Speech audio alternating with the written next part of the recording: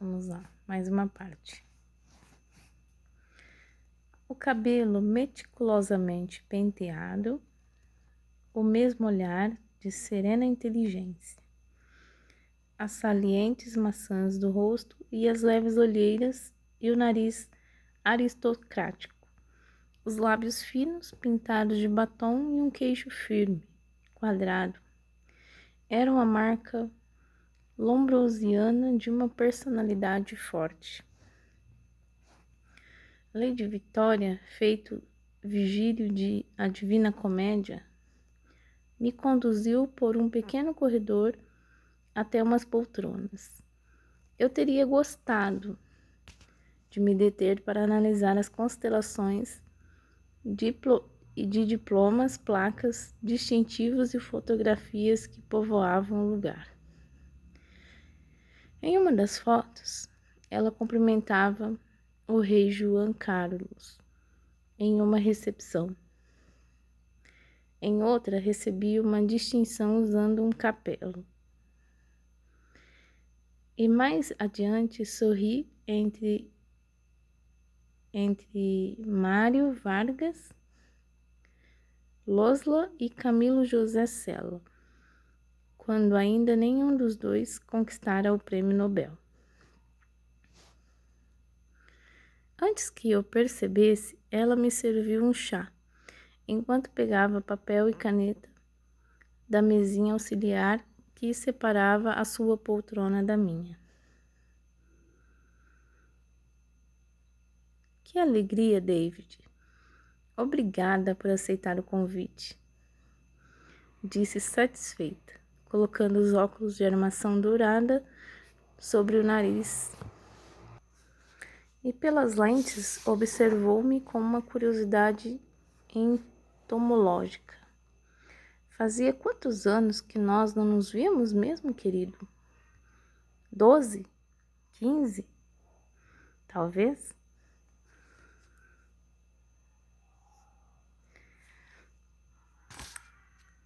E respondi um pouco ainda intimidado e também decepcionado por estarmos a sós, sem Paula por perto.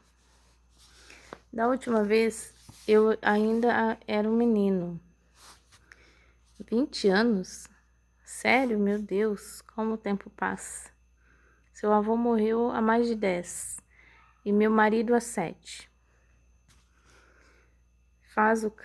Fez o cálculo franzindo a testa enquanto oferecia-me em uma bandeja de prata uns petits fours.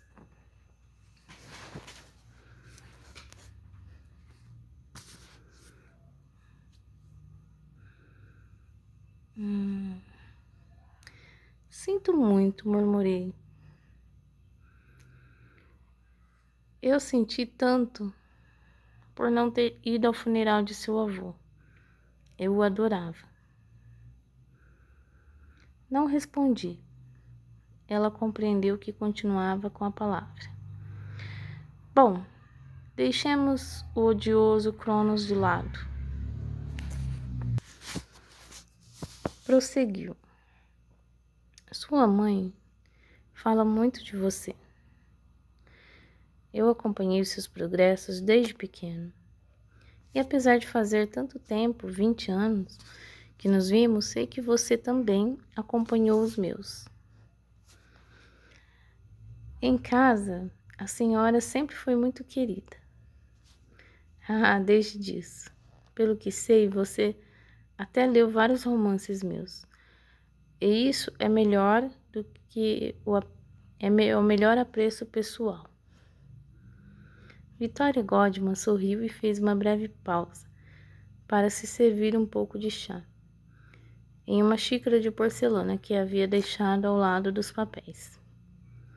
Nesses anos, continuou, enquanto avaliava a bebida com o nariz e acrescentou um grande cubo de gelo, fiquei feliz em ver que você se tornou homem. Um homem. Acho que ajude a sua mãe na admiração do patrimônio familiar. cuidar dos direitos de uma obra tão imensa quanto a de seu avô, e fazer isso com critério e amor, não deve ser fácil. Depois, com certo tom melancólico, acrescentou: ao menos o meu querido José teve a sorte de deixar herdeiros. Os filhos sempre são uma bênção. Uma bênção? Duvido que César Salas pensasse isso mesmo. Ah, sei que seu pai desapareceu e que você não tem notícia deles há anos. Sinto muito, querido. César sempre foi um pouco fugido. Você sabia que sua mãe se casou com ele sem nem mesmo me avisar?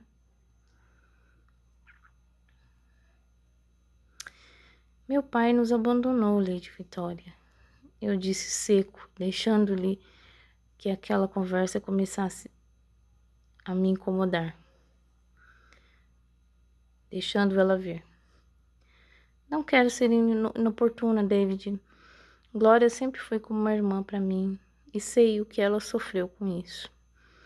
Você não acha maravilhoso que depois de um baque como esse ainda tenha forças para refazer sua vida? Deixei escapar um suspiro e Lady Victoria compreendeu que era melhor mudar de assunto. Está bem, vamos falar de você. Estou impressionada, sabia?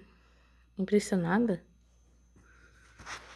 Sim, estou impressionada porque se formou em filologia e depois em filosofia, com qualificações excelentes, e porque recebeu o título de doutor como tese em Parmênides, ninguém menos do que o grande Parmênides de Eleia. Lady Vitória arqueou então as sobrancelhas grisalhas e acrescentou, em um tom de confidência: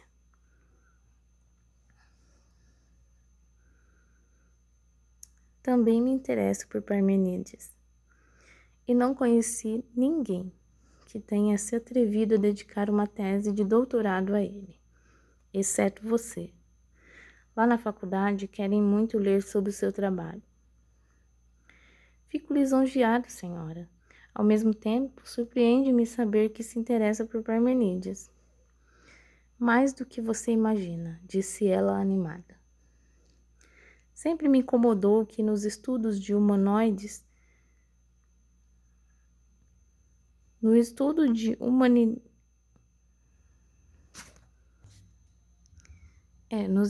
de humanidades se tratasse dele por tão alto. Na minha época, só ensinavam que foi mestre de Platão e pai do pensamento, e depois não voltavam mais ao assunto. E o que a levou a se interessar por ele agora? Agora? Faz anos que sou fascinada por Parmênides, pelo fato de que ele era uma mente entre 2.600 anos que já convergissem em ideias tão racionais e metafísicas. E acrescentou, com grande euforia, ele assegurava que ambas provinham de uma mesma misteriosa fonte. Certíssimo, admiti, cada vez mais interessado. Ainda na realidade tinha sido Platão quem tornou famosas essas ideias. Platão? Platão, resmungou ela. Quer dizer, quem quiser conhecer Parmênides por meio de Platão deixou escrito sobre ele e fica no supérfluo. Nossa desgraça é que não convenhamos nem 200 versos de autorias confirmada dele. Bom, sorri com eloquência. Sorri diante de sua eloquência. Talvez isso não seja tão ruim. Meu avô dizia: quanto menos se sabe sobre um assunto, mais necessidade tem de estudá-lo.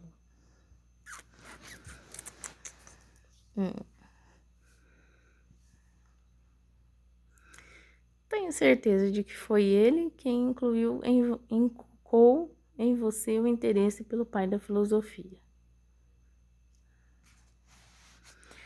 O que há de obscuro em Parmênides?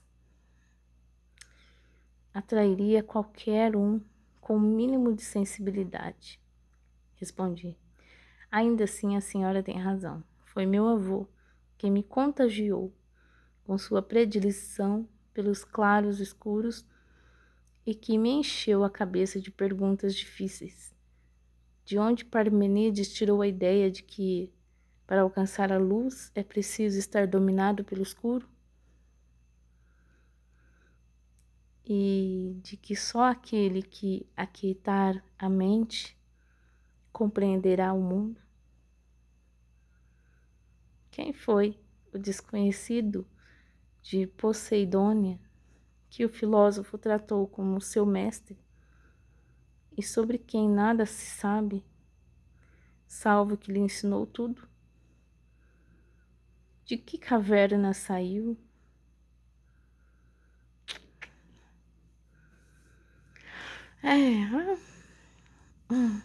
Infelizmente, seus versos não têm uma reputação muito boa. A maioria dos especialistas não o entende. Considerava-os arrevessados e com uma métrica péssimas e cheia de absurdos.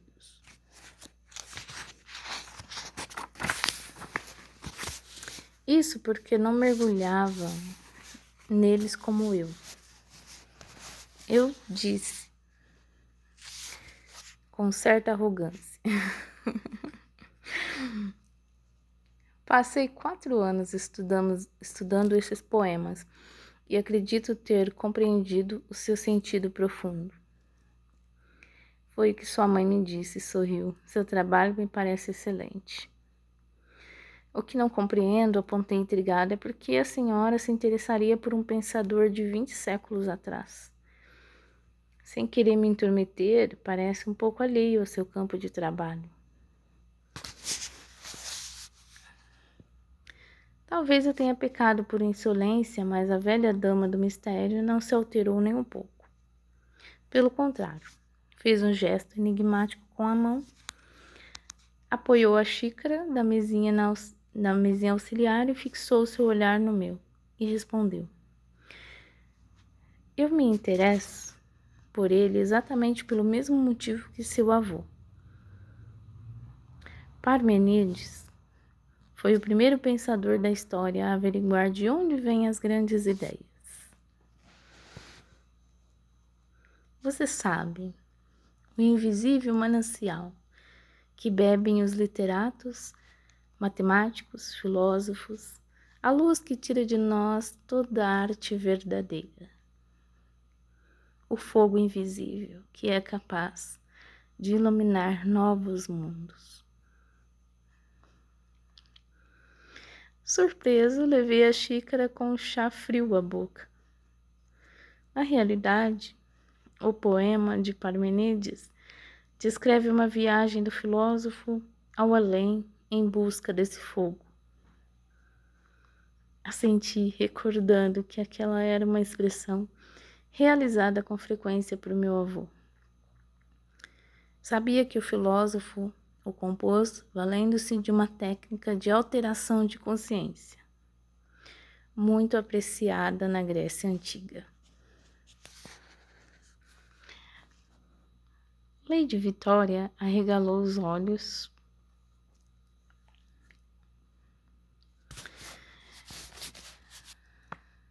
e disse: Trata-se dos grandes segredos daqueles primeiros sábios. Continuei. Chamavam de incubação. Consistia em encerrar durante alguns dias sem alimento, sem água, em uma gruta ou caverna fechada e ficar absolutamente imóvel, isolado, e esperar que Hades, Persónafe ou Apolo se manifestem diante dos seus ensinamentos, ditando os seus ensinamentos.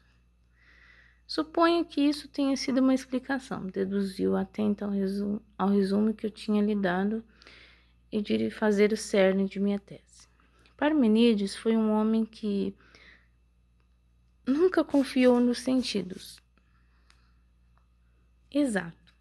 Por isso decidiu aplacá-los em uma caverna. Acreditou que ali a sua mente se afastaria do ruído da vida, das distrações, do efêmero, e que, com um pouco de sorte, nesse silêncio, ele ouviria a cálida voz dos deuses. Ao escutar aquilo, a velha dama inspirou e elevou o olhar para cima dos óculos em um gesto carregado de teatralidade. Por isso, querido, que é muito interessante. O caminho de acesso à origem das ideias, a difícil busca das musas. Devo dizer isso, dizer que você tem muito mérito por embarcar nesse trabalho. Gosto dessa ousadia. Antes que eu pudesse agradecer o elogio, acrescentou: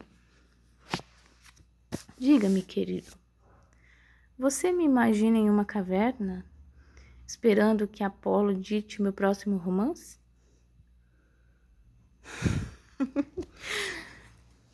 Na realidade, eu imaginava assim, nitidamente. Se eu fechasse os olhos, eu poderia visualizá-la despenteada como uma bruxa de Goya ou qualquer uma de Síbilas em uma capela sistina, com os olhos em êxtase, aguardando a revelação. Naturalmente, eu não disse isso, preferi canalizar o colóquio para um rumo menos místico. Tenho como uma curiosidade, disse por fim. Posso lhe fazer uma pergunta? É claro. Ontem a senhora me pediu para sua ajudante me mostrar uma antiga ficha de trabalho de meu avô. Essas foram o resultado de uma vida dedicada a desentranhar a procedência das palavras. Ela sorriu de novo. Uma origem que, para seu avô, como acariciar o próprio DNA das ideias, são um tesouro que guardo há anos, esperando para compartilhar com alguém que mereça. Lady Godma fez então um sinal para que eu pegasse uma pequena caixa de madeira de sândalo com inscrições em madrepérola e em uma mesinha perto de mim. Quando lhe entreguei, ela abriu e dali tinha um punhado de fichas e me entregou. Para que você entenda melhor, darei um exemplo na linha de nossa conversa. Você sabe o que significa a palavra profeta? Na época de Parmenides, perguntou ela, enquanto embaraçava as fichas. Bom, hesitei. Suponho que no século VI a.C., não tinham em mente um Nostradamus que elaborasse horóscopo ou lesse o futuro na bola de cristal. Não mesmo, concordou, examinando ela uma das fichas. Profeta era aquele capaz de ver o que os demais não viam. Quem dava a voz ao invisível, para que esse se manifestasse em nosso mundo. Era o porta-voz do divino. E para aquelas pessoas, um poeta, um escritor, sempre era um profeta. Essas notas dizem isso? Isso e muito mais, querido. Graças a elas, descobri que os poetas dessa época não tinham consciência de escrever literatura.